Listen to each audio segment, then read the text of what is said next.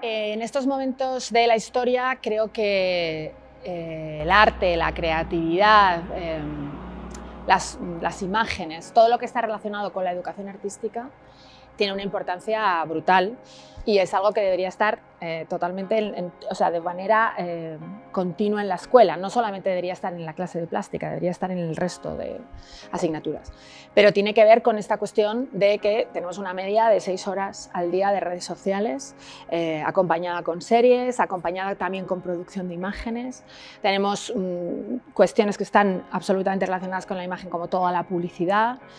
Y entonces, para mí, en estos momentos, la educación artística, que uno de los objetivos es el análisis de imágenes, es central en el momento presente, no solo en la escuela, pero desde luego la escuela es el lugar donde debería empezar. Por lo tanto, crear una red de profesores que trabajen en torno a estes temas me parece súper necesario. Sobre todo porque este trabajo hay que hacerlo en red. Para mí es importante la comunidad de profesoral, porque muchos de los profesores con los que estamos trabajando y que vienen a la red están trabajando de manera aislada en sus escuelas, muchas veces poniendo en riesgo cuestiones importantes, porque todo lo que tiene que ver con las imágenes y las cuestiones que estamos diciendo generan muchas veces procesos de disconfort, procesos, ¿no?, de repensarnos que nos llevan muchas veces a que la clase sea un lugar conflictivo, en la que aparecen conflictos del día a día y se solucionan en clase. Y esos profesores asumen una serie de retos que hacerlo de manera individual suele ser complicado. Por lo tanto, hacerlo en red es súper importante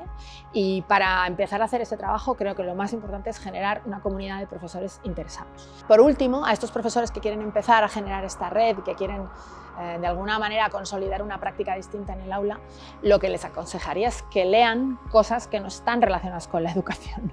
que lean a filósofas como Marina Garcés, como Donna Haraway, que lean sobre cuestiones feministas, que lean sobre antropología, que lean todo aquello que se está leyendo en el mundo contemporáneo generando narrativas nuevas y que esos sean sus libros de cabecera. O sea, yo creo que hay un momento ya en que la educación artística o la pedagogía se desborda y lo que tenemos que empezar es a leer sobre otras cuestiones y introducir esos temas en el aula en relación con aquello que está pasando en el presente.